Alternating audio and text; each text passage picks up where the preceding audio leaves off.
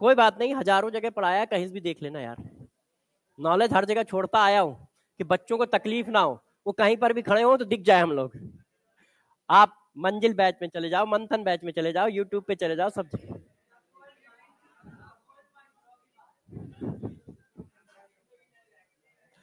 आप आप चंद्रमा पे भी चले जाओगे तो वहां पर भी मिलेगा, टेंशन ना लो, बहुत जल्दी वहीं पे जा रहे हैं हम लोग।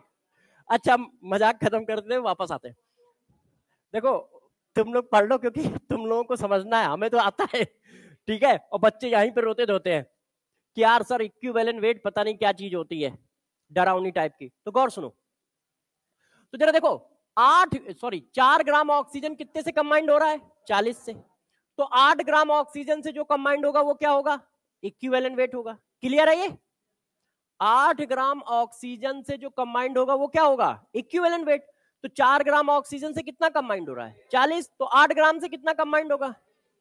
तो यार सिंपल सी बात है, 8 ग्राम ऑक्सीजन से कंबाइंड होगा 80 ग्राम मेटल। तो इसका मतलब मेटल का इक्विवेलेंट वेट कितना आ गया? 80 ग्राम आ गया। इक्विवेलेंट वेट ऑफ मेटल 80 ग्राम हो गया है। तो जब क्वेश्चन आएगा तो लैंग्वेज के फॉर्म में आएगा, इस तरह का, इसी तरह का हैलाइड का आएगा। मेटल क्लोरीन से रिएक्शन करके इतने ग्राम मेटल क्लोराइड बना रहा है, इक्विवेलेंट वेट ऑफ मेटल बताओ। तो प्योर डिफिनीशन लगानी है और कुछ नहीं करना है। बुकों में ऐसा क्वेश्चन बड़ा अफलातूनी तरीके से किया गया है, ठीक है। बहुत दिन तक मैं भी डरता रहा, जब थोड़ा सा समझदार हुआ तब पता चला ये तो बहुत फर्जी चीज है। देखो, बुक में क्वेश्चन ऐसे लिखे होंगे, एक मैंने इसी पर लैंग्वेज वाला क्वेश्चन भी दिया है। 4 gram oxygen atom combined with certain wait of metal given 24 gram of its oxide, equivalent weight of metal is. बताओ आंसर। 4 ग्राम ऑक्सीजन कितने ग्राम मेटल से कंबाइंड हो रहा है? कौन है मार खाएगा सुबह सुबह? 4 ग्राम ऑक्सीजन कितने ग्राम मेटल से कंबाइंड हो रहा है? ये मेटल ऑक्साइड का वेट है। हाँ देखो, अपने को डिफिनीशन पे टिके रहना है। 4 ग्राम ऑक्सीजन कंबाइंड हो रहा है 20 ग्राम मेटल से। किसी ने कहा सर कैसे? अरे भाई हमें भी कुछ बता लेने दो, बहुत मुश्किल से सीखा है, बता लेने दो यार, समझा करो यार, है ना। अब तुम्हारे जितना टैलेंट नहीं है, मगर जितना है उतना तो यूज कर लेने दो। तो देखो, ये मेटल ऑक्साइड का वेट है, मेटल का नहीं है। देखो लिखा है 24 gram of its metal oxide, metal oxide का वेट दिया है। तो डिफिनीशन क्या है कि ऑक्सीजन किस एटम से कंबाइंड होता है? मेटल ऑक्साइड से थोड़ी कंबाइंड होता है। आपने बोला है 8 ग्राम ऑक्सीजन जिस वेट से कंबाइंड होगा उस वेट को, उस एलिमेंट का इक्विवेलेंट वेट कहेंगे। तो जरा बताना, 24 में से ऑक्सीजन कितने ग्राम है? 4 ग्राम। तो 20 ग्राम कौन है? मेटल। तो इसका मतलब 4 ग्राम ऑक्सीजन 20 ग्राम मेटल से कंबाइंड हो रहा है। तो 8 ग्राम कितने से कंबाइंड होगा? तो इक्विवेलेंट वेट ऑफ मेटल कितना आ गया? 40 आ गया। ठीक है, बात समझ गए? बुक में इस क्वेश्चन को ऐसे लगाया है, वो पहले रिएक्शन लिखते हैं। अब उतना टैलेंट हम में और तुम में दोनों में नहीं है, दोनों लोग फंस जाएंगे। अब वो कहते हैं इसके नंबर ऑफ ग्राम इक्विवेलेंट इसके नंबर ऑफ ग्राम इक्विवेलेंट के बराबर करते हैं और फिर आंसर निकालते हैं। या फिर एक फार्मूला कहीं कहीं बुकों में देखा होगा, ठीक है, कि equivalent weight equal to mass of metal divided by mass of oxygen into 100, ऐसे करके। तो ये सब फर्जी चीजें हैं, इतना बड़ा क्वेश्चन ही नहीं है यार। ये क्वेश्चन ऐसा है जिसमें पेन ही नहीं चलाना है, सिर्फ डिफिनीशन याद हो। 4 ग्राम से कितना कंबाइंड हो रहा है? 20। 8 ग्राम से कितना होगा? बस खत्म हो गया यार, इसमें कुछ कहानी लिखनी नहीं है। मगर ये समझने में टाइम लगता है, क्योंकि मैं भी पहले बुक का ही करता था, मुझे भी कैसे आएगा, तुम्हारी तरह तो था, तुमसे भी कमजोर था। जब धीरे धीरे पढ़ा तो समझ में आया ये फर्जीपना फैला रखा है ये तो ध्यान रखिएगा, आपको वही क्वेश्चन वैसे ही करना जैसे मैं बता रहा हूं, ना आया आप मेरे से आके पूछ लो। तो बात समझ पाए? 4 ग्राम से कितना कंबाइंड हो रहा है? 20 ग्राम। तो 8 से कितना होगा? 40। तो बस आंसर क्या होगा? 40। अब यही क्वेश्चन मैंने क्लोरीन पे बना दिया कि भाई 3.35 gram chlorine atom combined with required amount of metal and form 24 gram metal chloride. Calculate equivalent weight of metal. तो डिट्टो सेम कॉन्सेप्ट. अब क्लोरीन कहा गया है तो क्लोरीन वाली डेफिनेशन लगाना कि 1 मोल क्लोरीन या 35.5 ग्राम क्लोरीन जिस वेट से कंबाइंड होगा वो वेट उस मेटल का इक्विवेलेंट वेट होगा. तो समझ गए ऐसा क्वेश्चन कैसे करोगे. तो एटम के इक्विवेलेंट से दो तरह के क्वेश्चन आ सकते हैं. एक ये वाला, एक ऐसा, सॉरी इस तरह का, और कोई नहीं आएगा. आपने इस जगह पे एक फार्मूला किसी बुक में पढ़ा होगा कि specific heat into atomic weight equal to 6.5. कभी कभी देखना कहीं कहीं लगाया है. ये फार्मूला आप में से किसी को नहीं पढ़ना है, ठीक है. इस तरह का कोई क्वेश्चन आपके पेपर में नहीं आता है. ये एक एक्सपेरिमेंट होता है. 1998 में एक बुक आई थी आरसी मुखर्जी. भाई साहब ने इसका एक पहले क्वेश्चन डाला, उसका एक ही एडिशन आज तक आया है. भाई साहब ने पहले इस एक्सपेरिमेंट का एक क्वेश्चन डाल दिया. वो खिंचते खिंचते अब सब जगह पहुंच गया है. वो हम में से किसी के सिलेबस में नहीं है, ना जेई के सिलेबस में आज तक कभी क्वेश्चन आया है, और नीट का तो मतलब दूर दूर तक नहीं है. हो सकता है किसी बुक में मिल जाए तो आप उस क्वेश्चन को करिएगा ही नहीं, ना उस फार्मूले को याद करने की कोई जरूरत है. ठीक है, मैं बताता जाऊंगा कहां कहां जो है फर्जीपना है. तो अब जरा देखो इक्विवेलेंट वेट ऑफ मॉलिक्यूल. अब इस बच्ची की बात पे आगे कोई इधर से पूछ रहा था कि मॉलिक्यूल होगा तो कैसे निकालोगे. अब आ रहा है मॉलिक्यूल पे. अब जरा देखो यार, हमें एक बात पता चल गई कि एटॉमिक वेट का जो इक्विवेलेंट वेट होता है क्या होता है, और वो वेरिएबल होता है. अब मॉलिक्यूलर वेट का इक्विवेलेंट वेट कैसे निकलेगा. तो जरा बताना मॉलिक्यूलर वेट कैसे निकलता है. मॉलिक्यूलर वेट कैसे निकलता है, सम ऑफ एटॉमिक वेट. तो वही डिफिनीशन इक्विवेलेंट वेट की है, कोई अलग डिफिनीशन थोड़ी है. देखिए इक्विवेलेंट वेट की डिफिनीशन क्या है, जरा ध्यान दीजिए. Sum of equivalent weight of atom in a molecule. Molecule में जितने भी एटम हैं उनके इक्विवेलेंट वेट का सम कर दो तो मॉलिक्यूल का इक्विवेलेंट वेट आ जाता है. कैसे, छापना नहीं, जरा इधर देखिए. जैसे ये वाटर है तो पहले मैंने कहा इसका मॉलिक्यूलर वेट निकालो. तो मॉलिक्यूलर वेट ऑफ वाटर कैसे निकाला जाता है, आप क्या करते हो, sum of atomic weight of all atom present in a molecule. तो कितने हैं, हाइड्रोजन कितने हैं, 2, ऑक्सीजन कितना है, 1, टोटल आया. अब मैंने कहा इक्विवेलेंट वेट निकालो, इक्विवेलेंट वेट ऑफ वाटर. तो देखो कैसे लिखा जाएगा, equivalent weight of hydrogen atom plus equivalent weight of oxygen atom. इसमें एटॉमिसिटी का मल्टीप्लाई नहीं चलता है. चेक करो यहां 2 का मल्टीप्लाई नहीं लगा है. 2 एटम है हाइड्रोजन और ऑक्सीजन, इनके इक्विवेलेंट वेट को सम करना है विदाउट मल्टीप्लाई एटॉमिसिटी. चेक करो यहां 2 का है, यहां नहीं है. हाइड्रोजन का इक्विवेलेंट वेट, ऑक्सीजन का 9 आ गया. तो डिफिनीशन कोई अलग है ही नहीं. जो तुम पढ़ते हो वो डिफिनीशन नहीं है, वो फार्मूला है. उस फार्मूले को ही तुम बता देते हो क्योंकि डिफिनीशन हमें में पता ही नहीं है. तो इक्विवेलेंट वेट ऑफ मॉलिक्यूल क्या होता है, sum of atomic, sum of equivalent weight of atom in a molecule, है ना. तो जरा देखो बच्चों, अब यहां पर बस एक बात ध्यान रखना, एटॉमिसिटी का मल्टीप्लाई नहीं होता है. देखो एटॉमिसिटी का मल्टीप्लाई नहीं है.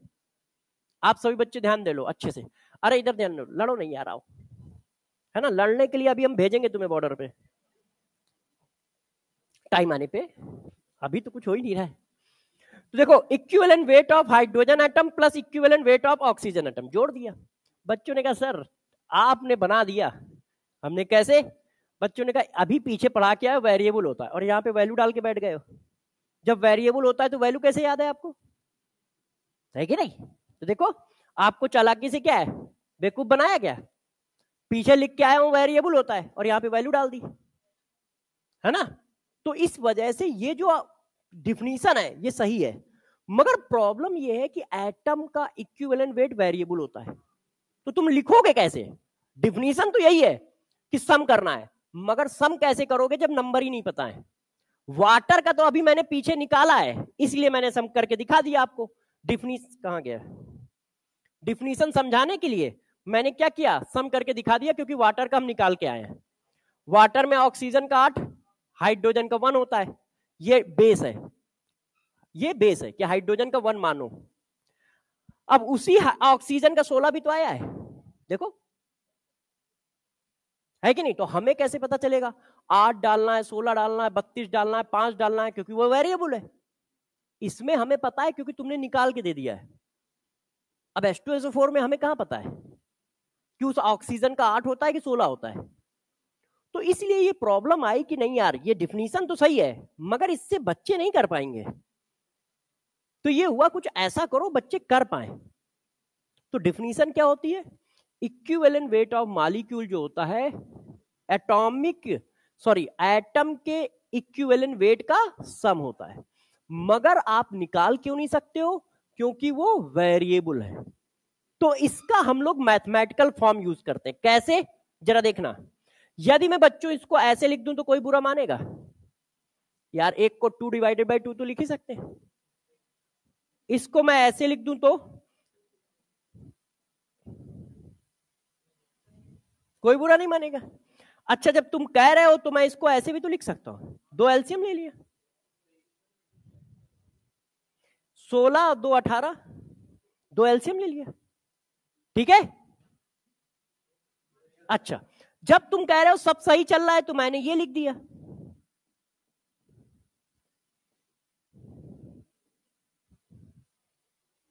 अठारह क्या है? Molecular weight of water.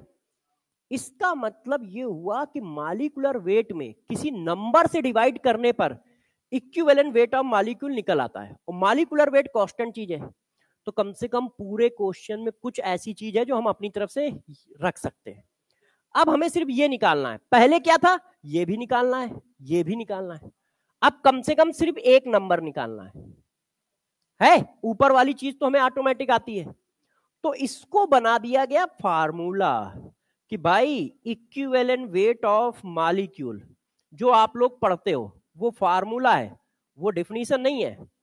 Molecular weight by, अब इस नंबर को हमने एक नया नाम दे दिया, एन फैक्टर या वैलेंसी फैक्टर, जो जिसका मन हो, ठीक है, क्योंकि सब लोग अपना अलग अलग नाम देते हैं।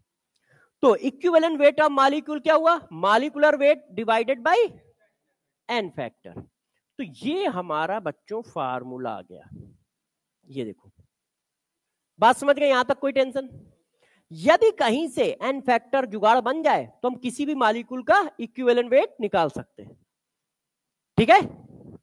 अच्छा, अभी तक तो कहानी सही चल रही है, पूरी फिल्म समझ में आ रही है, कोई दिक्कत तो नहीं आ रही है। अच्छा, अब ये हुआ कि यार एन फैक्टर मिल जाए तो खेल हो जाएगा, हमें दिक्कत नहीं आएगी, हम क्वेश्चन को निकाल लेंगे। एन फैक्टर कैसे निकाला जाएगा? तो अब कहानी उस पर आ गई। तो जर्नली मॉलिक्यूल कौन होते हैं? एसिड होते हैं, बेस होते हैं, सॉल्ट होते हैं। तो हमने कहा यार चलो इनके एन फैक्टर निकालना आपको सिखाते हैं। तो हम लोग आए N factor of acid.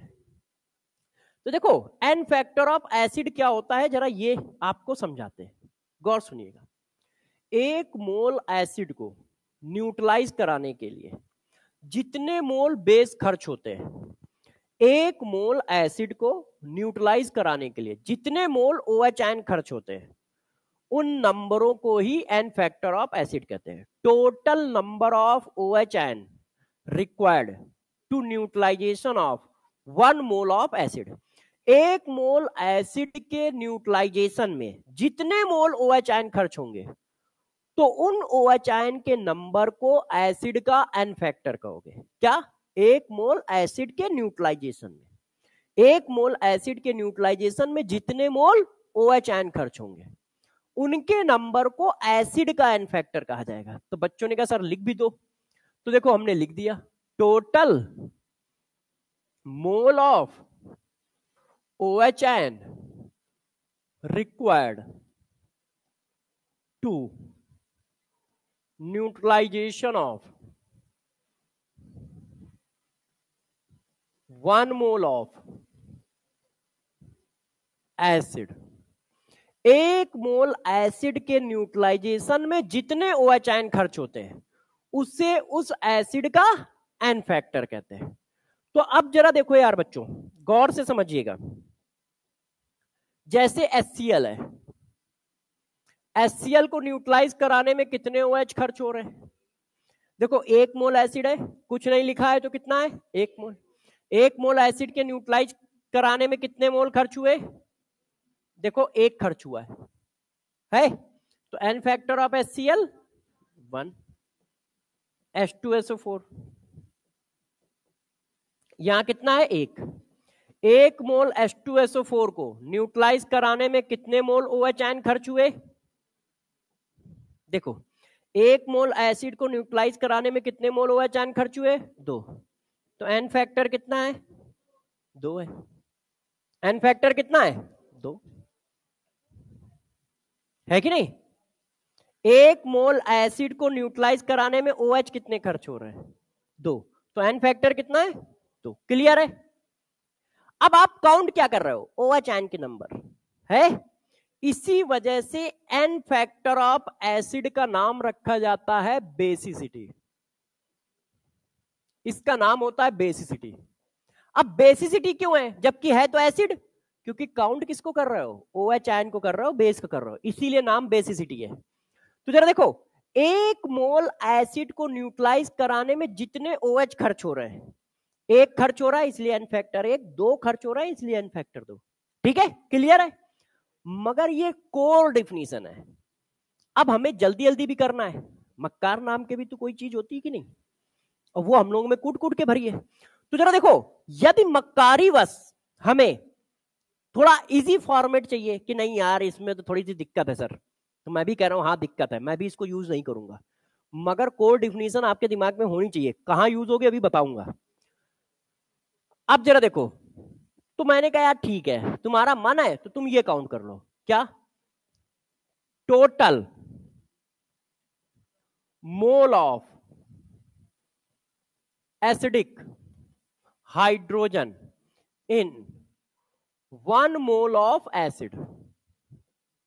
1 mole acid में कितने एसिडिक हाइड्रोजन है? उसका रीजन क्या है? उसका रीजन ये है, जितने OH आयन खर्च होते हैं उतने ही H आयन खर्च होते हैं। ये रिएक्शन मैंने 3-4 जगह पढ़ाई है। ठीक है? कंसंट्रेशन में पढ़ाई है, स्टैक्योमेट्री में पढ़ाई है, थर्मोडायनेमिक्स में पढ़ाई है, आयनिक इक्विलिब्रियम में पढ़ाई है, आज भी वही पढ़ा रहा हूं, अलग क्यों पढ़ाऊंगा। तो देखो जितने H आयन खर्च होंगे उतने ही OH आयन खर्च होंगे, तो जितने H आयन काउंट कर लो या OH आयन काउंट कर लो, बात तो एक ही है। तो हम लोग शॉर्टकट में क्या काउंट कर लेते हैं? H ion. H ion count करना ही चाहिए, क्यों? उसके लिए रिएक्शन नहीं लिखनी पड़ेगी। 1 मोल में कितने मोल H आयन? तो एन फैक्टर 1। 1 मोल में कितने mole H ion? N factor 2। मगर कौन से H आयन काउंट करने? देख लो मैंने क्या लिखा है, हमें H नहीं काउंट करना है, एसिडिक H आयन काउंट करना है। तो बच्चों ने कहा यार आप ना कोई काम सीधी तरीके से क्यों नहीं करते हो, हाइड्रोजन ना लिख के एसिडिक हाइड्रोजन लिखे, तो आप बताओगे कि एसिडिक हाइड्रोजन क्या है, नहीं तो हमको कैसे पता चलेगा कि ये हाइड्रोजन है कि एसिडिक हाइड्रोजन है। तो देखो एसिडिक हाइड्रोजन ऑक्सीजन से अटैच हाइड्रोजन, सल्फर से अटैच हाइड्रोजन, हैलोजन से अटैच हाइड्रोजन, हमें इन्हीं की जरूरत है। वैसे 1-2 केस और है, जैसे ट्रिपल बॉन्ड कार्बन से अटैच हाइड्रोजन भी एसिडिक होता है, ये सब एसिडिक हाइड्रोजन है। इनके अलावा कोई दिखे तो वो एसिडिक हाइड्रोजन नहीं है। तो हमें कौन से हाइड्रोजन काउंट करने हैं? एसिडिक हाइड्रोजन काउंट करने हैं, हाइड्रोजन काउंट नहीं करने। तो जरा देखो HCl में 1, इसमें 2। अब मैंने कहा यार जरा इसमें बताइए, देखो डरना नहीं है कि रोने धोने लगो, एसिटिक एसिड। अब हाइड्रोजन कितने हैं? 4, तो एन फैक्टर कितना है?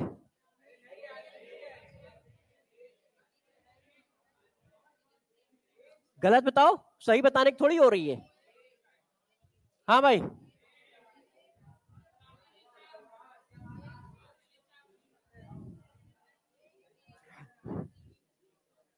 देखो नीट में सिलेक्शन यदि खुद चाहिए तो आंसर गलत या सही खुद देना पड़ता है। ठीक है? जो आंसर देगा उसका सिलेक्शन होगा। फिर तुम कहोगे लो मेरा सिलेक्शन नहीं हुआ, क्यों होगा? क्वेश्चन तो दूसरा सॉल्व कर रहा है तो सिलेक्शन भी उसी का होगा ना। अब या तो भाई अपनी इज्जत और ईगो बचा लो कि नहीं यार हमारी तो क्लास में बहुत इज्जत है, आधे से ज्यादा लोग नाम नहीं जानते हैं, आधे से ज्यादा लोग पहचानते नहीं है, आधे से ज्यादा लोगों का किसी से कोई लेना देना नहीं है। किस तरह की इज्जत, किस तरह का ईगो, बताओ। अरे तो जिसको, एक मिनट, जिसको भी ना है, जिसको भी ना है वो अपना खुल के पूछे, रोना धोना ना मचाए कि नहीं यार वो क्या सोचेंगे, ये क्या सोचेंगे।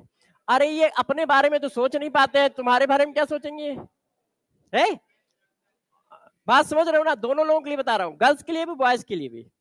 आप अपना क्वेश्चन पूछो, बस दुनिया क्या कह रही है उससे अपने को लेना देना नहीं है।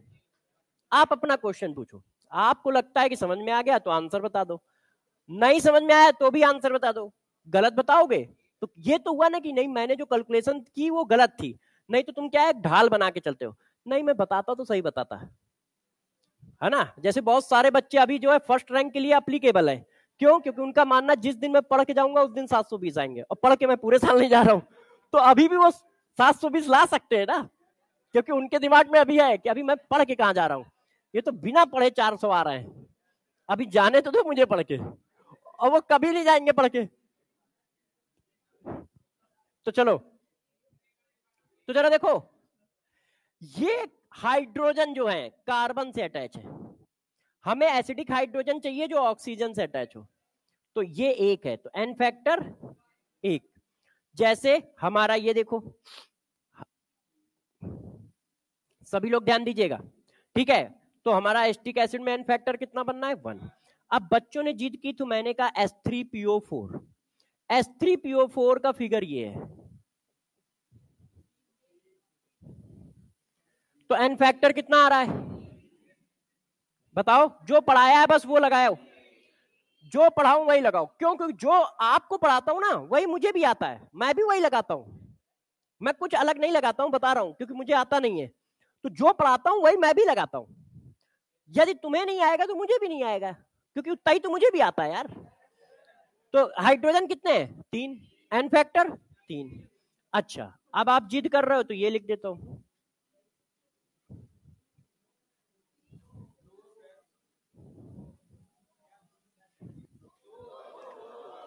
अब फास्फोरस से अटैच हाइड्रोजन एसिडिक नहीं होता है कि नहीं, हमें क्या काउंट करना है एसिडिक हाइड्रोजन, फास्फोरस से अटैच हाइड्रोजन एसिडिक नहीं है, तो 1 2, तो एन फैक्टर कितना 2। अब तुमने कहा नहीं ऐसा थोड़ी होता है, एक और एग्जांपल दीजिए, तो मैंने कहा लो इसका फिगर ये है, बताओ भाई, क्लियर। अब जिद कर रहे हो तो इसका भी बता दो,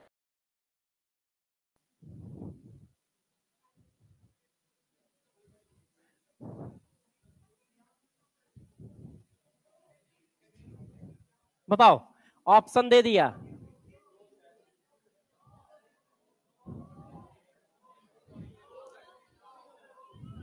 कितना दिया जाए, सोच लो भाई।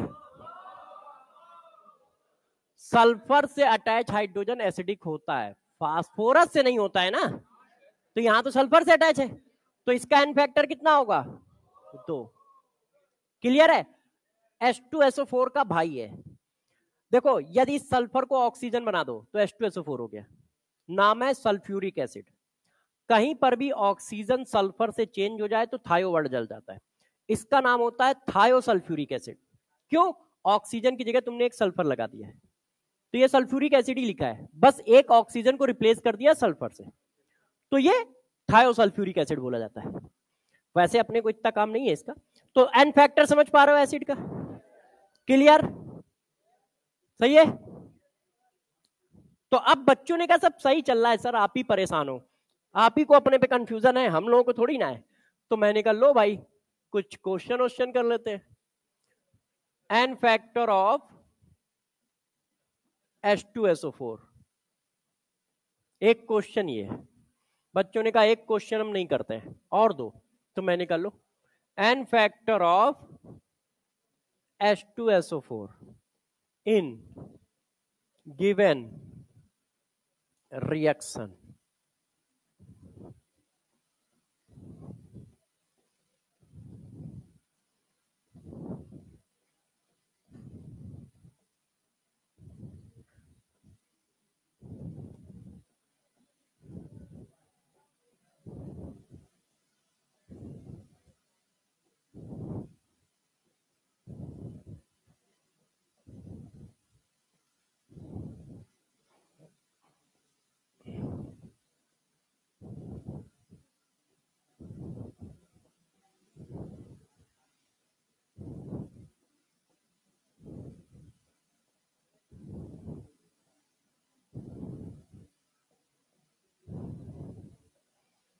अब जरा देखो यार बच्चों, जब कभी भी मैंने जो एन फैक्टर आपको निकालना सिखाया तो रिएक्शन से सिखाया, तो जब आपको डायरेक्ट मॉलिक्यूल देता है कि एन फैक्टर आप H2SO4 बताओ, एन फैक्टर आप एसिटिक एसिड बताओ, एन फैक्टर आप ऑक्जेलिक एसिड बताओ, एन फैक्टर आप H3PO4 बताओ, रिएक्शन नहीं दे रहा है, मान के चलते हैं कि जितने एसिडिक हाइड्रोजन है सब के सब पार्टिसिपेट करेंगे। हम ये मान के चलते हैं जितने एसिडिक हाइड्रोजन है सब के सब पार्टिसिपेट करेंगे। कितने एसिडिक हाइड्रोजन है? तो एन फैक्टर दो। किसी मॉलिक्यूल का जो एन फैक्टर पूछा जा रहा है तो हम क्या मान के चलते हैं कि जितने एसिडिक हाइड्रोजन है सब के सब पार्टिसिपेट कर रहे हैं। ठीक है, वो कह रहा है H2SO4 का एन फैक्टर बताओ, मैंने कहा दो। मगर जब कोई रिएक्शन दे देगा तो हमें रिएक्शन में देख के आंसर बताना है। वो कह रहा है N factor of H2SO4 in given reaction, तो अब गिवन रिएक्शन में एन फैक्टर निकालते हैं। अब जो ये है ना, जितना आप पढ़ के आए वो सब फर्जी है। यदि कोर डिफिनीशन गायब है तो ऐसे क्वेश्चनों में दिक्कत आएगी। जिन क्वेश्चनों में तुम फंस रहे हो ध्यान रखना वहां कोर डिफिनीशन गायब है, इसी वजह से फंस रहे हो, नहीं तो सारे इजी क्वेश्चन है। Total mole of OHN required to neutralization of 1 mole of acid. अब जरा देखो यहां कितना लिखा है, 1 मोल एसिड के न्यूट्रलाइजेशन में कितने OH खर्च हो रहे हैं? एन फैक्टर दो। 1 मोल एसिड के न्यूट्रलाइजेशन में कितने खर्च हो रहे हैं? 1, एन फैक्टर 1। 2 मोल एसिड के न्यूट्रलाइजेशन में कितने खर्च हो रहे हैं? 1। 2 मोल एसिड के न्यूट्रलाइजेशन में 1 खर्च हो रहा है। डिफिनीशन क्या है? 1 मोल एसिड के न्यूट्रलाइजेशन में कितने खर्च होंगे? तो 2 मोल में 1, तो 1 मोल में आधा, तो H2SO4 का एन फैक्टर आधा, H2SO4 का एन फैक्टर 1, H2SO4 का एन फैक्टर 2। तो किसी भी मॉलिक्यूल का एन फैक्टर कुछ भी हो सकता है, वेरिएबल है वो डिपेंड करता है कि रिएक्शन लिखी क्या है। देख लो आप, मगर आप हमसे पूछो कि H2SO4 का एन फैक्टर कितना होता है, हम 2 बताएंगे। तुमसे पूछा जाएगा 2 बताएंगे, क्योंकि रिएक्शन नहीं दी है। मगर यदि रिएक्शन देता है तो रिएक्शन में हम देखेंगे, और देखेंगे कैसे? बस अपनी डिफिनीशन लगाएंगे, डिफिनीशन से चेक कर देंगे। 1 मोल एसिड के न्यूट्रलाइजेशन में कितने OH खर्च हो रहे हैं? 1 मोल एसिड के न्यूट्रलाइजेशन में कितने खर्च हो रहे हैं? 1 मोल एसिड के न्यूट्रलाइजेशन में कितने खर्च हो रहे हैं? 2 मोल में कितने खर्च हो रहे हैं? 1, तो 1 मोल में कितने खर्च होंगे? आधा, क्योंकि डिफिनीशन 1 मोल एसिड के न्यूट्रलाइजेशन की है। बात समझ पा रहे हो? सबको ये बात समझ में आई? कैसे निकालोगे? तो आपको इस तरह के क्वेश्चन पेपर में मिलेंगे, इस तरह के आएंगे तो तुम कर ही दोगे, क्योंकि तुम पहले से भी करते आए हो। इस तरह के क्वेश्चन में बच्चे फंस जाते हैं। कर लोगे सब लोग? क्लियर है? अच्छा, अब मैंने कहा कि ये बताओ फार्मूला हमारा कहां है? ये, क्या इक्विवेलेंट वेट मॉलिक्यूलर वेट से बड़ा भी हो सकता है? क्या इक्विवेलेंट वेट मॉलिक्यूलर वेट से बड़ा भी हो सकता है? ये ट्रू है या फॉल्स? बताओ, इसमें से कितने स्टेटमेंट ट्रू हैं, कितने फॉल्स?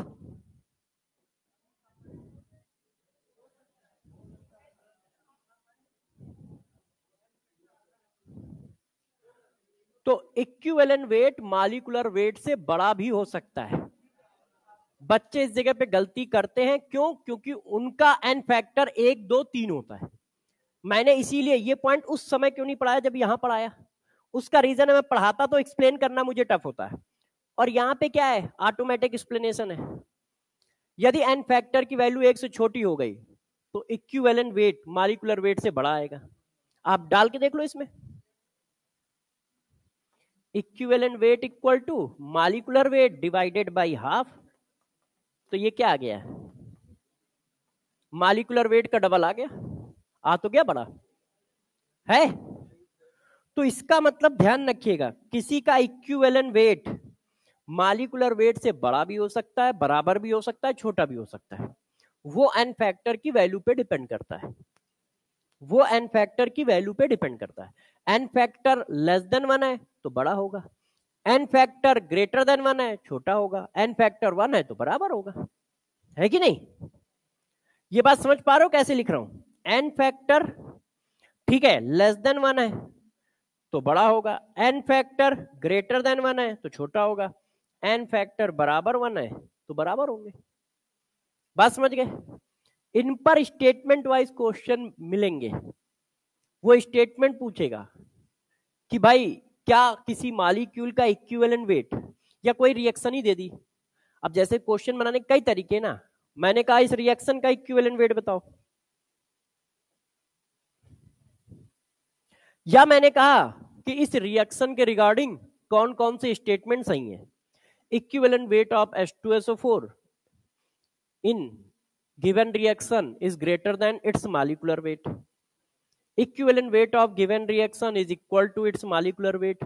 ऑप्शन है, बस सही बनाने होते, कुछ भी बना लो यार, तो वो तो कुछ भी बना सकता है, तो ध्यान रखोगे। तो देखो इक्विवेलेंट वेट हमने निकालना सीख लिया और एन फैक्टर ऑफ एसिड निकालना सीख लिया।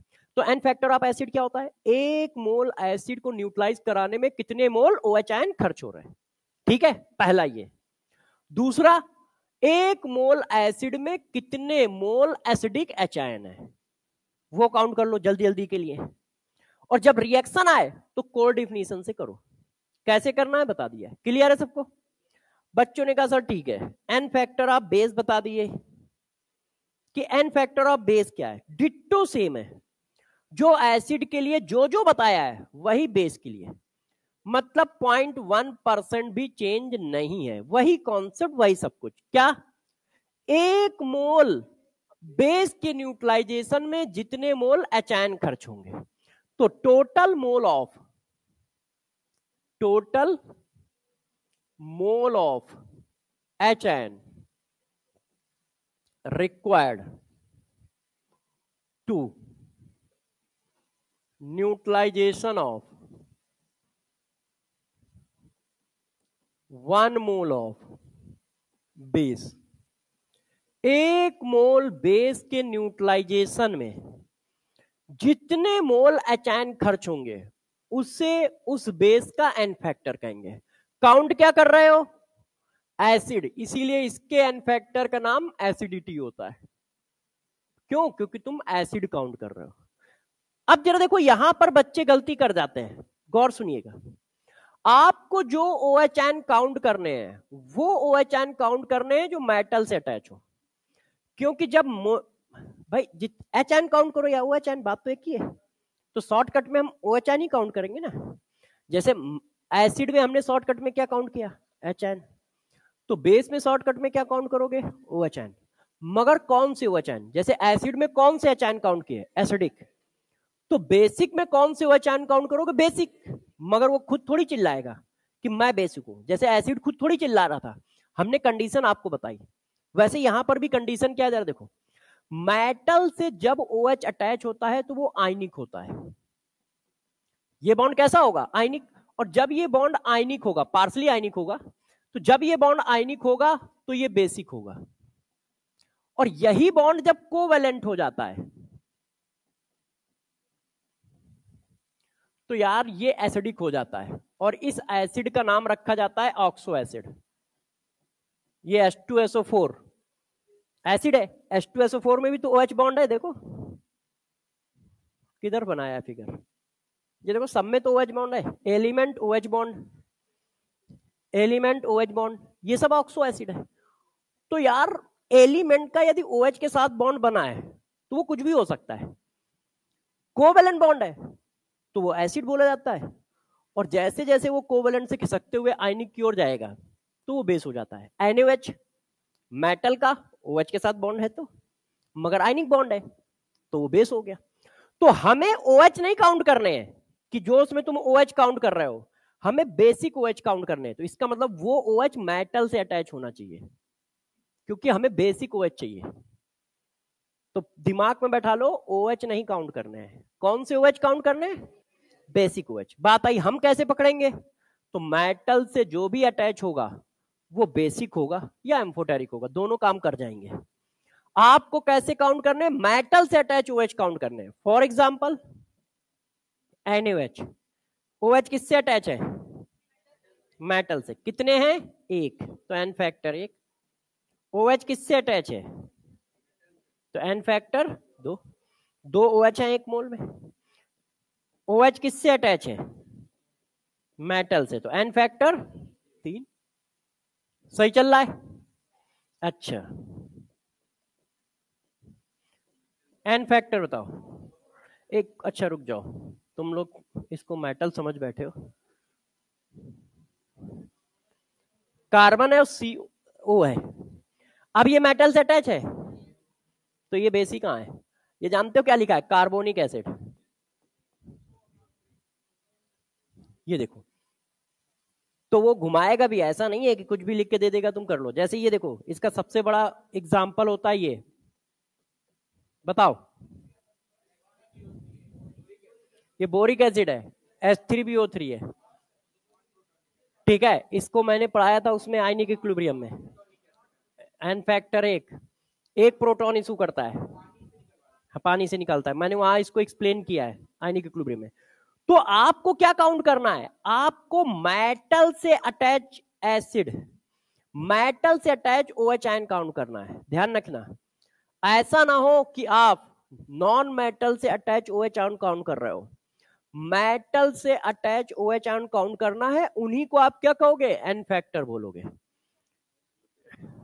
N फैक्टर 0 कैसे होगा भाई? या तो OH अटैच होगा, और नहीं होगा तो वो कुछ और होगा ना भाई। किसी के पास OH नहीं है तो वो दूसरी कैटेगरी होगी, एसिड होगा या सॉल्ट होगा, तो उसका N फैक्टर एसिड के हिसाब से निकलेगा। सॉल्ट होगा तो उसका N फैक्टर सॉल्ट मेथड से निकलेगा, है कि नहीं भाई? HCl में OH नहीं है, तो HCl का N फैक्टर 0 थोड़ा हुआ, वो एसिड बन गया, तो एसिड के हिसाब से निकल रहा है।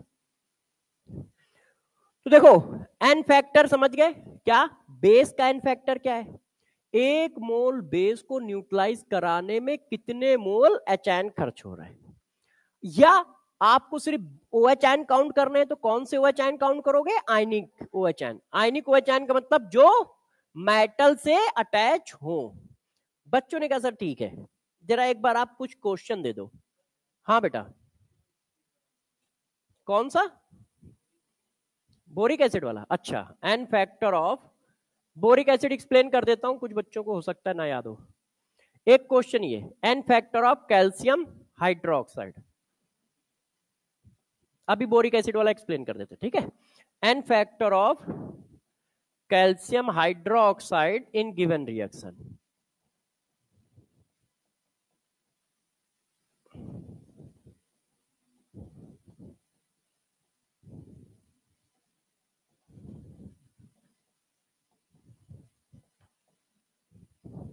बताओ, इसमें रिएक्शन दी है तो N फैक्टर कितना बताओगे? जितने OH आयन अटैच है। मेटल से कितने OH आयन अटैच है? 2, तो N फैक्टर 2। अब इसमें क्या है? रिएक्शन दी है। अब जो पढ़ाया है वो देख लो। 1 मोल बेस को न्यूट्रलाइज कराने के लिए कितने मोल H आयन खर्च हो रहे हैं? 1।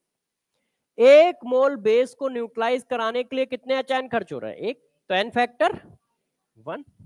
यहां पे कैल्शियम हाइड्रोक्साइड का N फैक्टर कितना है? 1। क्लियर है? अब बोरिक एसिड वाला एग्जांपल बता देता हूं। देखो, बोरिक एसिड ये होता है,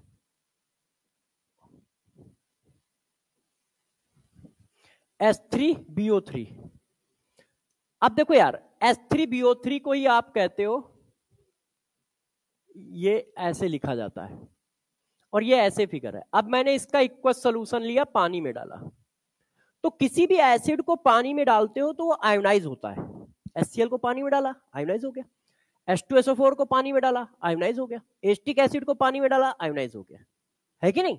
अब गौर सुनना, यदि सेंट्रल एटम या उनके सभी एटम का ऑक्टेट कंप्लीट है तो वो पानी में आयोनाइज होते हैं। यदि ऑक्टेट कंप्लीट नहीं है, इनकंप्लीट ऑक्टेट है,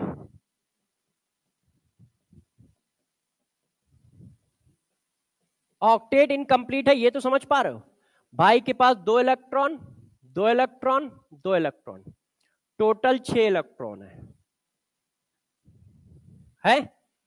ऑक्टेट कंप्लीट नहीं है, इलेक्ट्रॉन डिफिशिएंट है।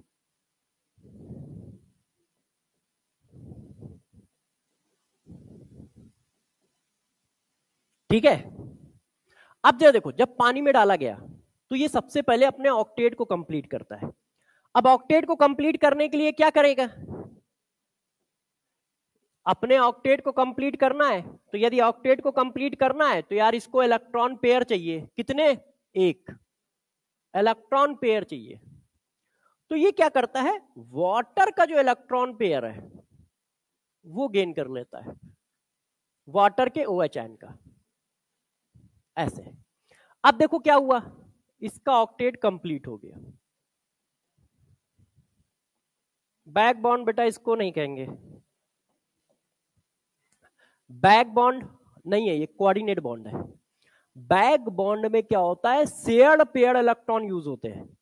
यहां पे ये लोन पेयर है, शेयर्ड पेयर इलेक्ट्रॉन यूज नहीं है ना। तो चलो, कंप्लीट ऑक्टेट, ऑक्टेट कंप्लीट हो गया, अब वो स्टेबलाइज कर गया। अब जरा गौर से देखो, 1 मोल बेस कितने मोल एसिड पानी में रिलीज कर रहा है? 1 mole acid 1 mole H ion release कर रहा है पानी में। तो भाई एन फैक्टर कितना? 1। एसिडिक एच आयन चाहिए ना। एसिडिक एच आयन कौन? जो पानी में दिखे। पानी में कितने दिख रहे हैं? एक ही तो दिख रहा है कि नहीं? तो ये कैसा है, ये जो H3BO3 है, ये मोनोबेसिक, मोनोबेसिक मतलब जिसकी एसिडिटी 1 हो, जो 1 mole acid 1 H ion issue करता हो, जैसे HCl एसिटिक एसिड। तो मोनोबेसिक, बेसिक मतलब बेसिसिटी, मोनोबेसिक वीक एसिड होता है। वैसे इसको एम्फोटेरिक की कैटेगरी में डालते हैं, मगर एम्फोटेरिक जितने सब वीक है, क्योंकि वो as well as acid as well as base है। इसका ऑक्साइड क्या है? एम्फोटेरिक। यदि किसी का ऑक्साइड एम्फोटेरिक है तो उसका हाइड्रोक्साइड भी एम्फोटेरिक है। ये हाइड्रोक्साइड ही तो है ना। तो जरा देखो, मोनोबेसिक वीक एसिड बोलते हैं। तो हमें तो सिर्फ एन फैक्टर की बात करनी थी। तो इसका एन फैक्टर कितना आ रहा है? 1 आ रहा है। क्यों? क्योंकि 1 मोल एसिड को पानी में डाला और 1 मोल एच आयन आया। चेक कर लो आप, इसकी बैलेंसिंग कर लो। बैलेंसिंग यही तो है। अब बताओ कितने मोल एसिड डाल रहे हो, चेक करो आप।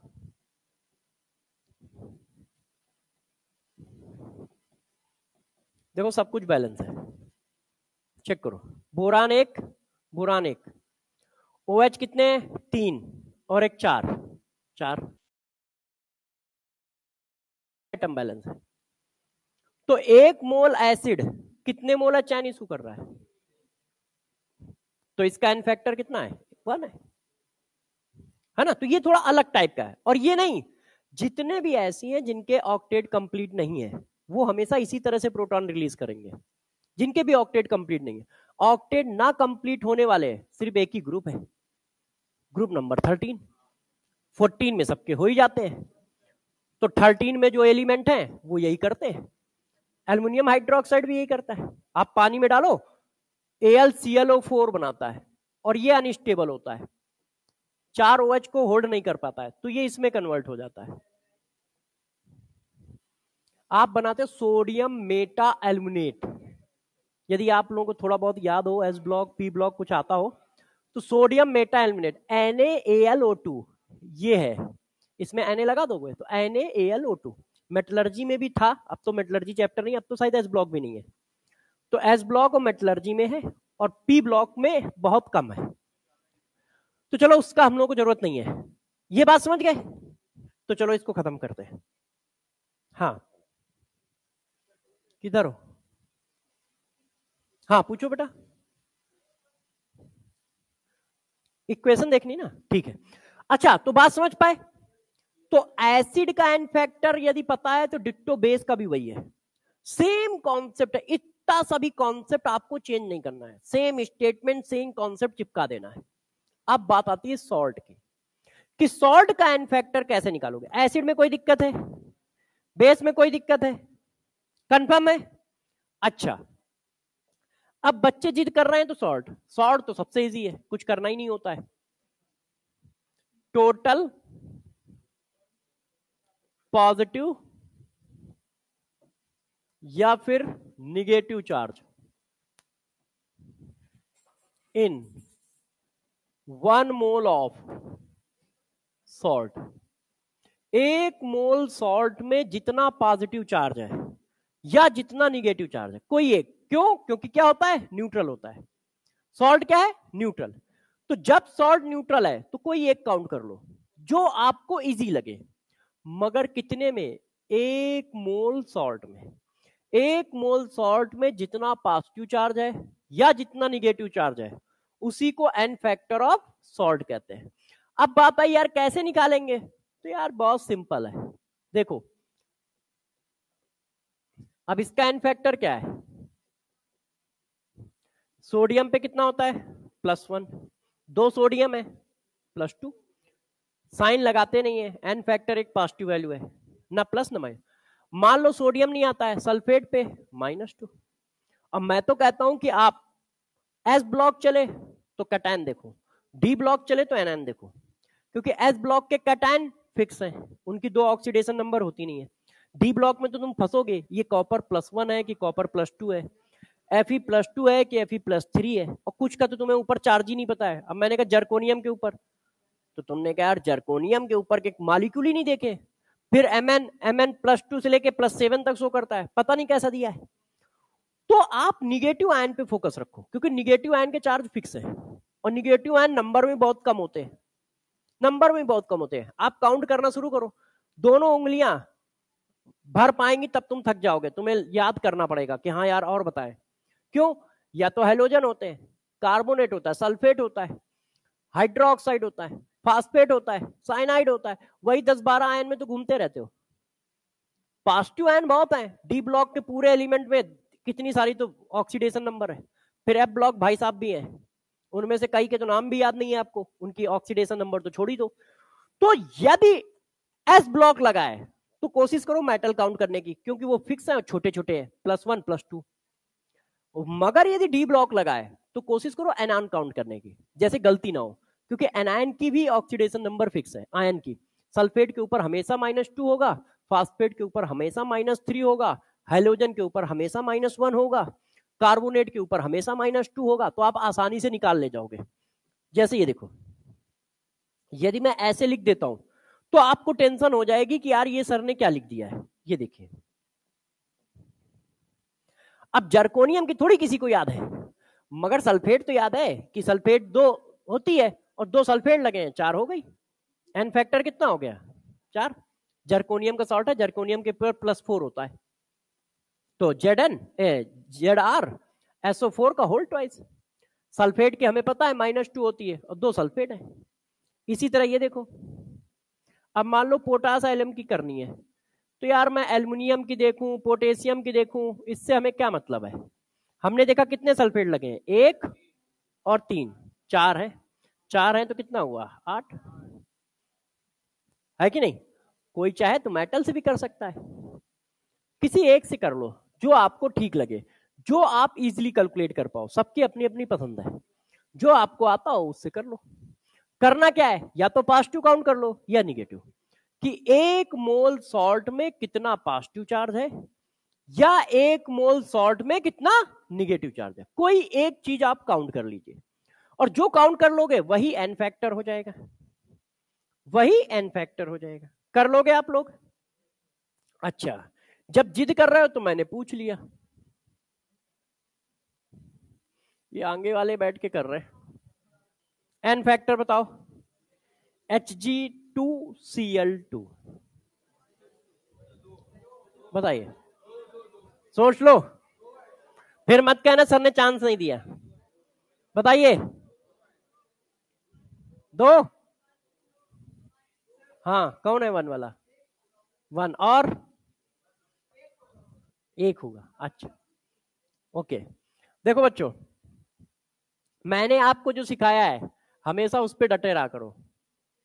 तुम्हें Hg के बारे में नहीं पता है, तो यार मैंने कहा था कि तुम मेटल पे क्यों कूद गए। आप अपना Cl पे डटे रहो ना, कि 2 Cl है, 1 Cl पे -1 होता है, 2 है 2। Hg पे कंफ्यूजन है कि यार ये +1 वाला है कि +2 वाला है, तो यार उस पे जा ही क्यों रहे हो। मैंने आपको बोला है डी ब्लॉक आए, अपना उस पे चले जाओ, आयन पे चले जाओ, आसानी से निकाल लोगे।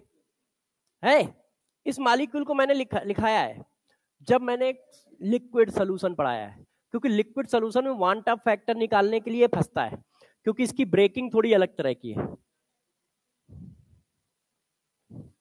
तो वहां पे मैंने इसको वन टॉप फैक्टर निकालने में बताया कि वन टॉप फैक्टर इसका जब आएगा तो तुम गलत कर दोगे, क्योंकि तुम इसको इस तरह ना ब्रेक करके इस तरह से ब्रेक कर दोगे, और इस तरह ब्रेक कर दोगे तो एन की वैल्यू अलग आ जाएगी, है ना। तो जरा गौर से देखो, एन फैक्टर कितना आया, 2। हमें कुछ नहीं करना है, या तो पॉजिटिव काउंट करना है या निगेटिव। कौन सा काउंट करना है, अपनी सुविधा के हिसाब से। डी ब्लॉक दिखे तो निगेटिव पे फोकस करो, क्योंकि उसके नंबर चेंज नहीं होंगे, और एस ब्लॉक दिखे तो मेटल पे फोकस करो, क्योंकि उसके नंबर चेंज नहीं होंगे और साथ साथ में छोटे होते हैं, इजी होते हैं कैलकुलेट करना, +1 +2। तो बच्चों ने कहा सर ठीक है, ये तो हमें बात समझ में आ गई। तो मैंने कहा जब समझ में आ गया है तो इस क्वेश्चन को करो।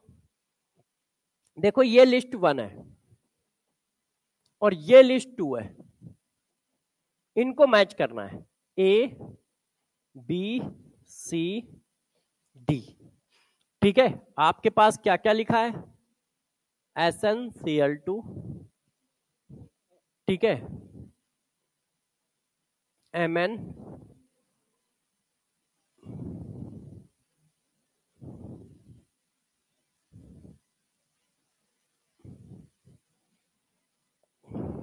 MnCl4, S3PO4 और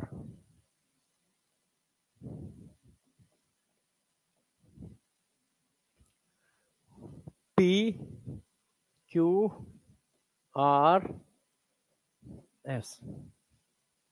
इधर लिखे हैं इनके इक्विवेलेंट वेट, तो molecular weight divided bye 1, molecular weight divided bye 2, molecular weight divided bye 3, molecular weight divided bye 4। 1 minute रुक जाओ।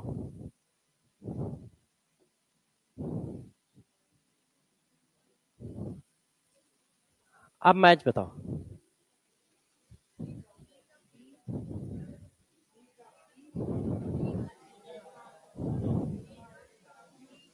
ए का क्या होगा,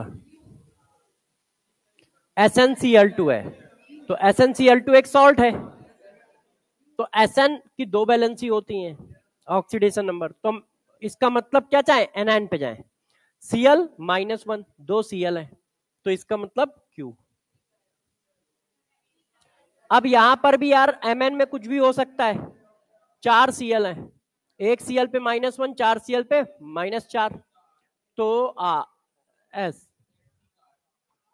अब S3PO4 एसिडिक हाइड्रोजन कितने होते हैं, 3।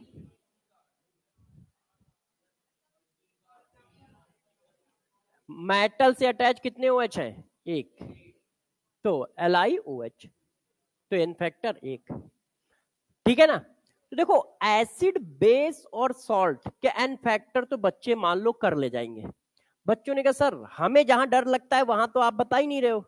हमने कहा कहां लगता है, बच्चों ने कहा हमें तो यहां दिक्कत है, उतनी देर से आप वो पढ़ा रहे हो, हम तो ये पढ़ना चाह रहे हैं। N factor of oxidation oblique reduction. मान लो कोई ऐसी रिएक्शन है जिसमें मॉलिक्यूल एसिड बेस रिएक्शन नहीं कर रहा है, मॉलिक्यूल ऑक्सीडाइज हो रहा है, मॉलिक्यूल रिड्यूस हो रहा है। आपने अभी एन फैक्टर पढ़ा एसिड का, एन फैक्टर पढ़ा बेस का, वो क्या करेंगे, एसिड बेस रिएक्शन करेंगे। तो इसका मतलब अभी तक आप एन फैक्टर पढ़ रहे थे एसिड बेस रिएक्शन का। अब वो कह रहा है नहीं यार एसिड बेस रिएक्शन नहीं हो रही, रिडॉक्स हो रही है। तो रिडॉक्स रिएक्शन हो रही तो एन फैक्टर बताओ, और रिडॉक्स में होता क्या है, ऑक्सीडेशन और रिडक्शन, उनका समी तो रिडॉक्स है। तो अब हम बात करने जा रहे हैं एन फैक्टर ऑफ ऑक्सीडेशन या रिडक्शन रिएक्शन का। तो यार इनका एन फैक्टर कैसे निकालेंगे, तो सबसे पहले इनकी डिफिनीशन। तो डिफिनीशन कोई बताए कि यार इनकी डिफिनीशन होती क्या है, यदि रिडॉक्स है तो बताइए, कोई बता दे। देखो जिस क्वेश्चन को आप ना कर पाना तो समझ लेना उस जगह पे डिफिनीशन लगी है। जितने भी एन फैक्टर वाले क्वेश्चन है, चाहे वो एसिड हो, चाहे बेस हो, चाहे सॉल्ट हो, जिस क्वेश्चन में तुम अटक जाओ तुम समझ लेना उसमें कोर डिफिनीशन का यूज है, उसमें कोर डिफिनीशन का यूज है। जहां कोर डिफिनीशन का यूज होगा तुम वहीं अटक रहे हो। क्यों, क्योंकि इस चैप्टर की डिफिनीशन ना तो बुकों में अच्छे से लिखी है और ना कोई बताना पसंद करता है, सब फार्मूले बता के बैठे हुए हैं। तो जैसे ही कोर डिफिनीशन का क्वेश्चन आता है तो बच्चा लटक जाता है, क्योंकि बच्चे ने फार्मूले याद कर रखे हैं और उसमें उसकी गलती नहीं है। जो कहीं दिखेगा वही तो वो करेगा, या तो मैं बताऊंगा तब आप करोगे, या बुकों में कहीं लिखा होगा तब आप करोगे। तो जिस क्वेश्चन में तुम अटक जाना, तुम अपने आप समझ लेना वहां कोर डिफिनीशन लगानी है, डिफिनीशन में ही गड़बड़ है इसका मतलब। तो डिफिनीशन को बहुत अच्छे से ध्यान रखो, यहां पर भी यही है। अब इसकी डिफिनीशन बताता हूं। एक मोल मॉलिक्यूल को ऑक्सीडाइज कराने में, एक मोल, सारी डिफिनीशन एक मोल के लिए है, एक मोल मॉलिक्यूल को ऑक्सीडाइज कराने में या रिड्यूस कराने में, एक मोल मॉलिक्यूल को ऑक्सीडाइज कराने में जितने इलेक्ट्रॉन एक्सचेंज होते हैं, जितने इलेक्ट्रॉन एक्सचेंज होते हैं, तो एक मोल मॉलिक्यूल को ऑक्सीडाइज कराने में जितने इलेक्ट्रॉन एक्सचेंज होते हैं, उन इलेक्ट्रॉन के नंबर को उस मॉलिक्यूल का एन फैक्टर बोलते हैं। Total number of electron exchange in oxidation oblique reduction of 1 mole of compound. एक मोल कंपाउंड के ऑक्सीडेशन में या रिडक्शन में जितने इलेक्ट्रॉन एक्सचेंज होंगे उसे उसका एन फैक्टर कहेंगे। ऑक्सीडेशन नंबर के फॉर्म में क्या कहते हैं? एक मोल मॉलिक्यूल के ऑक्सीडेशन में या रिडक्शन में जितना ऑक्सीडेशन नंबर का डिफरेंस आता है वो उसका एन फैक्टर होता है। एक मोल मॉलिक्यूल के ऑक्सीडेशन में या रिडक्शन में जितना ऑक्सीडेशन का डिफरेंस आता है वो उसका एन फैक्टर होता है। तो थोड़ा सा लिखता हूं फिर समझाता भी हूं। देखो, total number of electron exchange या फिर ऑक्सीडेशन स्टेट या oxidation number, oxidation state difference, total number of electron exchange या ऑक्सीडेशन स्टेट डिफरेंस। ठीक है, total number of electron exchange या oxidation difference in oxidation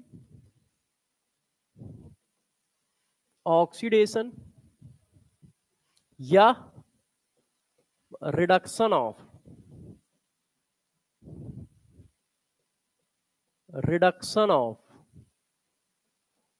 1 mole of compound. एक मोल compound के oxidation में या रिडक्शन में जितने इलेक्ट्रॉन एक्सचेंज होंगे वो उसका एन फैक्टर होंगे, या जितना एटम की ऑक्सीडेशन नंबर में डिफरेंस आएगा वो उसका एन फैक्टर होगा। तो बच्चों ने कहा यार सर ऐसा नहीं है, आप कुछ एग्जाम्पल भी दो, ऐसा नहीं होता है। तो मैंने कहा यार बच्चे कह रहे हैं तो फिर एग्जाम्पल देना पड़ेगा, बेचारे दुखी हो जाएंगे, अभी परेशान हो जाएंगे, रोने धोने लगेंगे, है कि नहीं? हाँ चलो भाई, डरना खत्म कराते हैं तुम्हारा। देखो ये एक रिएक्शन है, बैलेंस है, चेक कर लो। अब चेक कर लेते हैं ऑक्सीडेशन हो रहा है, रिडक्शन हो रहा है, क्या हो रहा है। भाई की ऑक्सीडेशन नंबर +7, यहाँ पे +2, Mn1 oxygen 4 hydrogen 8 total charge यहां पर देखो 0, नहीं सॉरी +2, उधर भी +2। अब देखो यहां कितना लिखा है, 1 मोल। 1 मोल मॉलिक्यूल के रिडक्शन में कितने इलेक्ट्रॉन एक्सचेंज हो रहे हैं? तो बस एन फैक्टर इसका कितना है? 1 मोल मॉलिक्यूल के रिडक्शन में जितने इलेक्ट्रॉन एक्सचेंज होंगे वो उसका एन फैक्टर होंगे। 1 मोल मॉलिक्यूल के रिडक्शन में कितने इलेक्ट्रॉन एक्सचेंज हुए? 5, एन फैक्टर कितना है? 5 है। बस अपने को यही ध्यान रखना, यहां देखना है 1 मोल। मान लो 2 लिखा होता, 5 होता तो गलत था, फिर 2.5 आता। 1 मोल मॉलिक्यूल के रिडक्शन में जितने इलेक्ट्रॉन एक्सचेंज होंगे वो एन फैक्टर होंगे। अब जरा देखो डिफरेंस निकालो, यदि डिफरेंस निकालो तो भी 5 आ रहा है। देखो 7 और 2 कितना डिफरेंस आ रहा है? 5 है, सेम ही आएगा। तो चाहे इस मेथड से निकाल लो चाहे इस। अब किस मेथड से कहां निकालना है? देखो ये वाला जब होता है इलेक्ट्रॉन वाला, ये हमेशा हाफ रिएक्शन में लगेगा, क्योंकि फुल रिएक्शन में इलेक्ट्रॉन आते ही नहीं है, क्योंकि जितने इलेक्ट्रॉन ऑक्सीडाइज होते हैं उतने रिड्यूस होते हैं, तो वो कट जाते हैं। तो जब भी इलेक्ट्रॉन वाला कॉन्सेप्ट लग रहा होगा तो वो हमेशा आधी रिएक्शन लिखी होगी, मतलब या तो सिर्फ रिडक्शन लिखा होगा या सिर्फ ऑक्सीडेशन लिखा होगा। बैलेंस होना चाहिए और इलेक्ट्रॉन दिखने चाहिए। बैलेंसिंग अभी सिखाऊंगा, ध्यान रखिएगा, है ना। तो क्या करना है आपको, एक मोल मॉलिक्यूल के ऑक्सीडेशन में या रिडक्शन में जितने इलेक्ट्रॉन एक्सचेंज होंगे उसको उसका एन फैक्टर कहेंगे। हाँ, क्या पूछना चाहते थे? 5 कैसे देखे, ये कि 5 कैसे आए, कैसे देखोगे? अच्छा, पेन से।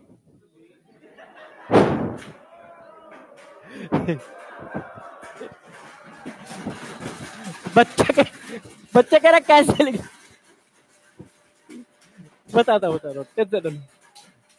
एक मिनट, अरे रुको यार, इतना खुश हो रहा है। देखो देखो बच्चे, इस बच्चे का जो कहना है वो तुम लोग भी समझ लो, ठीक है। उसका कहना है कि यार आपने अचानक 5 कैसे लिख दिए, तो देखो ये मैंने बैलेंस किया है, ये मैं अभी आपको सिखाऊंगा, ठीक है ना। देखो सब लोग क्वेश्चन पूछो, कोई नहीं, वो तो मैं परेशान कर रहा था कि हाँ भाई ठीक है, क्योंकि बच्चे ने क्वेश्चन ये पूछा ना कैसे लिख दिए, तो मैंने कहा लिखने का तरीका तो एक ही है, ठीक है। तो देखो ये जो बैलेंसिंग है ये अभी आपको सिखाऊंगा, ठीक है। जब आयन इलेक्ट्रॉन मेथड आएगा तो उस जगह सिखाऊंगा, हाँ परेशान ना हो। अभी मैं सिर्फ डिफिनीशन बता रहा हूं, तो डिफिनीशन में मैंने डायरेक्ट लिख दिए, बैलेंस करके आपको दिया है। अच्छा देखो, एक मोल मॉलिक्यूल के ऑक्सीडेशन में या रिडक्शन में जितने इलेक्ट्रॉन एक्सचेंज होंगे वो उसका एन फैक्टर होंगे। जब बैलेंसिंग सिखाऊंगा तो आपको बताऊंगा इलेक्ट्रॉन कैसे जोड़े और घटाए जाते हैं, ठीक है ना बच्चों। अच्छा, अब आपने कहा कि यार सर ठीक है, हाफ रिएक्शन जब भी आएगी तब इलेक्ट्रॉन वाला मेथड लगेगा, फुल रिएक्शन में ऑक्सीडेशन मेथड लगेगा, तो उसके बारे में कुछ बताओ। तो आपने तो अभी डिफिनीशन लिखी है और कुछ थोड़ी लिखा है, तो गौर से देखिए जरा, ठीक है। अब मैं आपको बताता हूं कि यदि कोई ऑक्सीडेशन या रिडक्शन है, और आवाज नहीं करो नहीं तो यार एनर्जी खत्म हो जाएगी मेरी, आपको डिफरेंस निकालना है। तो देखो डिफरेंस कैसे निकाला जाता है, गौर से समझिए। हम सपोज कर रहे हैं कि एक ऑक्सीडेशन या रिडक्शन रिएक्शन ऐसी है, केस नंबर 1, देखो AX/BY, ये एक मॉलिक्यूल है, इसकी ऑक्सीडेशन नंबर P है, ये इसमें गया AX1/BY1 में, इसकी ऑक्सीडेशन नंबर Q है, सेम एटम पे है चार्ज, ए ये भी है, ए ये भी है ना।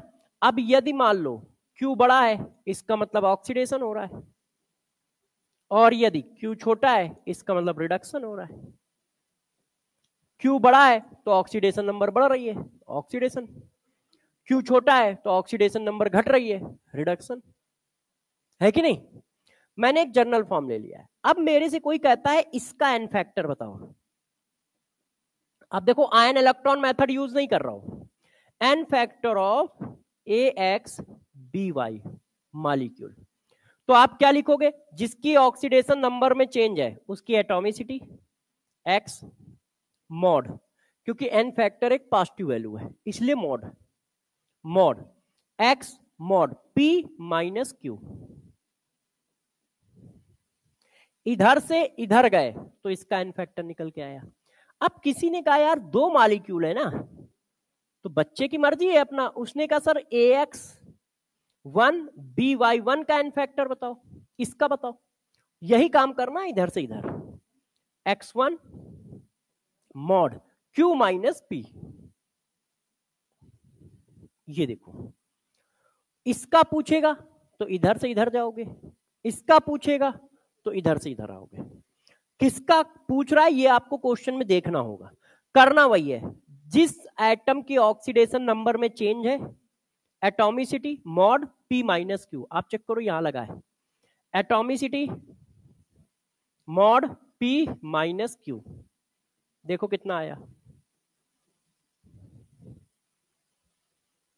ठीक है। हम लोग ये वाला मेथड खूब यूज करेंगे, क्योंकि ये तब आएगा जब आधी रिएक्शन लिखी हो और बैलेंस हो, नहीं तो ये वाला मेथड यूज ही नहीं हो पाएगा, इलेक्ट्रॉन एक्सचेंज वाला। ऐसा नहीं कि इस पर क्वेश्चन नहीं आ सकता है, आएगा। तो बैलेंसिंग में ये सिखाऊंगा भी, ये बिना बैलेंसिंग के, इसमें बैलेंसिंग की कोई जरूरत नहीं है।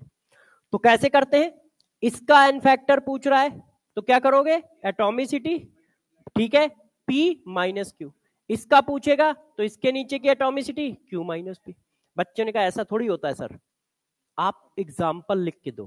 तो मैंने कहा ठीक है, देखो बस ये वाला, ठीक है, बस ये खत्म कर दूं।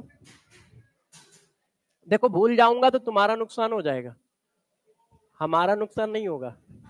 और बहुत तेजी से याददाश्त जा रही है। देखिए मीडियम एसिडिक हो या मीडियम, बस यही वाला पेज पढ़ाऊंगा, मतलब ये वाली हेडिंग कंप्लीट करा दूं, आधी अधूरी होगी तो छूट जाएगी।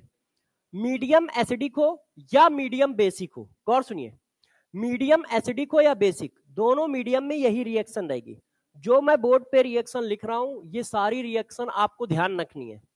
90% क्वेश्चन में यही रिएक्शन यूज होंगी, क्योंकि आपके सिलेबस में KMnO4 K2Cr2O7 है, तो वो आउट ऑफ द सिलेबस कुछ नहीं देगा। तो जरा ध्यान रखना कब क्या चेंज होता है, तो इसलिए जरा सुन लो। K2Cr2O7 हमेशा Cr3 पॉजिटिव में जाएगा, चाहे रिएक्शन एसिडिक मीडियम में चले चाहे बेसिक मीडियम में चले। अब हमसे कहा गया कि यार इसका एन फैक्टर निकालो, इसका तो एन फैक्टर कैसे निकलेगा, तो भाई कैसे निकलता है, देखो एटॉमिसिटी 2, यहां पर ऑक्सीडेशन नंबर 6, यहां पर 3, तो लिखो 6 माइनस 3, 6 आ गया। ठीक है, रिएक्शन भी याद ध्यान रखो और एन फैक्टर निकालना भी। अब जरा देखो इसके बाद ये reaction KMnO4 Mn2 positive, KMnO4 MnO2, KMnO4 K2MnO4, Na2H2O3, Na2S4O6, इसको हाइपो सोल्यूशन बोलते हैं। कभी कभी वो नाम लिख के छोड़ देता है, तो बच्चों को ये होता है कि ये क्या चीज है। अब गौर समझो, यदि KMnO4 हर मीडियम में अनस्टेबल होता है, कोई भी मीडियम हो तुरंत ब्रेक हो जाता है। एसिडिक मीडियम है तो KMnO4 हमेशा चेंज होगा Mn2 पॉजिटिव में। एन फैक्टर कितना आएगा, Mn के नीचे 1, 7 माइनस 2, 5। क्यों, क्योंकि यहां पर ऑक्सीडेशन नंबर 7 है और यहां पर 2 है। अब यहां पर 7 है, यहां पर 7 है, यहां पर 4 है, यहां पे 6। अब यहां पे ऐसा कब होगा, न्यूट्रल मीडियम हो या फिर स्ट्रॉन्ग बेसिक मीडियम। नीट 2023 का क्वेश्चन है ये, नीट 2023 में याला आया है, तो ध्यान रखना। अब एन फैक्टर 1, 7 माइनस 4, 3। यदि न्यूट्रल मीडियम में चल रहा है तो KMnO4 MnO2 में जाएगा, यदि स्ट्रॉन्ग बेसिक मीडियम में चल रहा है तो भी KMnO4 MnO2 में जाएगा। ठीक है, ये नॉर्मल बेसिक मीडियम, यदि रिएक्शन सिर्फ बेसिक मीडियम में है तो ये होता है। एन फैक्टर 1, 7 माइनस 6, 1 आया। तो ये सारी रिएक्शन आपके दिमाग में होनी चाहिए, क्योंकि ये फ्रीक्वेंटली यूज हो रही होंगी। सबसे ज्यादा ये और ये यूज होती है। अब ये हाइपो सोल्यूशन इसको बोलते हैं। अब यहां पर इसकी ऑक्सीडेशन नंबर 2 और यहां पे 2.5। एन फैक्टर निकालो, एटॉमिसिटी कितनी है, 2, 2 माइनस 2.5, 1 आ गया। हम हमेशा लेफ्ट वाले का निकाल रहे हैं, राइट वाले का भी निकल सकता है, वही फार्मूला वही कॉन्सेप्ट है। ठीक है, अब जरा देखो I2 से I निगेटिव कब जाएगा, I2 से IO3 निगेटिव कब जाएगा। तो देखो एसिडिक मीडियम है तो ये जाता है, एसिडिक या न्यूट्रल, हाँ, और स्ट्रॉन्ग बेसिक मीडियम में ये जाता है, या बेसिक भी कहे तब भी यही भेजना, क्योंकि उसने तो कह दिया कि बेसिक मीडियम में रिएक्शन हो रही है, तो आप तो हमेशा ये आला हमेशा आएगा, ये फ्रीक्वेंटली आएगा, और ये अचानक कहीं आएगा तो तुम गड़बड़ कर दोगे। तो इसलिए थोड़ा ध्यान रखना पड़ेगा कि कौन क्या कर रहा है। अब यहाँ एन फैक्टर निकालना है, तो एन फैक्टर तो तुम आराम से निकाल दोगे यदि तुम्हें सिचुएशन पता चल गई। 0 -1, -1 डालोगे +1 हो जाएगा। अब देखो 0 + 5,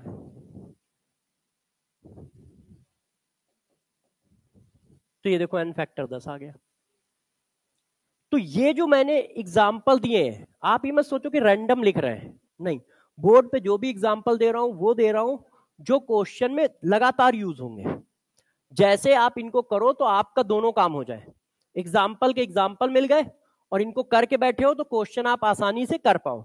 इसमें से बस एक दो और रह गए, जैसे ऑक्जेलिक एसिड, ये देखो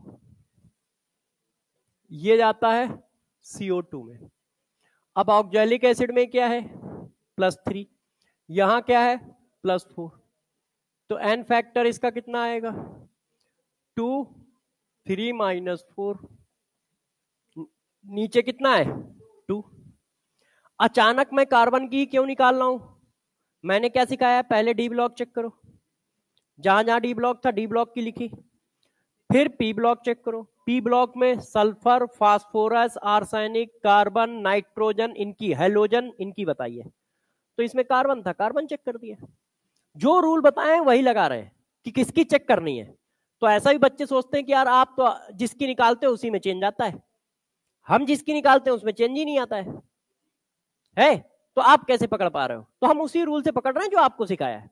मैं सबसे पहले डी ब्लॉक निकालता हूं, फिर डी ब्लॉक नहीं है तो पी ब्लॉक में वही सल्फर, नाइट्रोजन, फास्फोरस, ठीक है, कार्बन, इनकी, और कोई एक ही एलिमेंट होता है, हाफ रिएक्शन है तो कोई एक ही एलिमेंट है, चेक कर लो, सब रद्दी टाइप की लिखी है, देखो सिर्फ एक ही एलिमेंट है, देखो ये सिर्फ एक है, सल्फर है, इसमें देख लो सिर्फ डी ब्लॉक का एक एलिमेंट, डी ब्लॉक एक, डी ब्लॉक एक, तो बहुत ज्यादा कुछ आपको परेशानी नहीं होगी कि नहीं यार हमें बहुत दिक्कत आ रही है। ठीक है, आप जिद कर रहे हो तो एक और लिख देता हूं, अरे एक्चुअल में मैं शायद सुनने में गलती हो गई, अब हो गई तो क्या कर सकते हैं। इसका आंसर बताओ क्या एन फैक्टर कितना आएगा,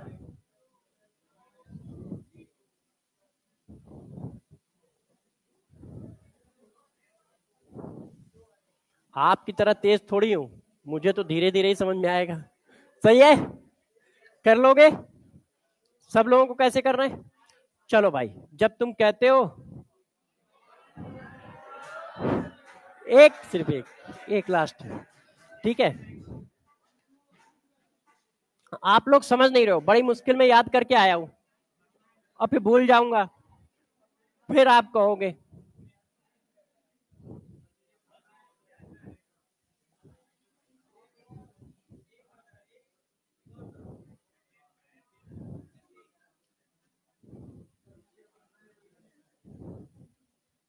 अब ये होमवर्क है, ठीक है, मैं तो लिख दूंगा यार, तुम्हें करना है।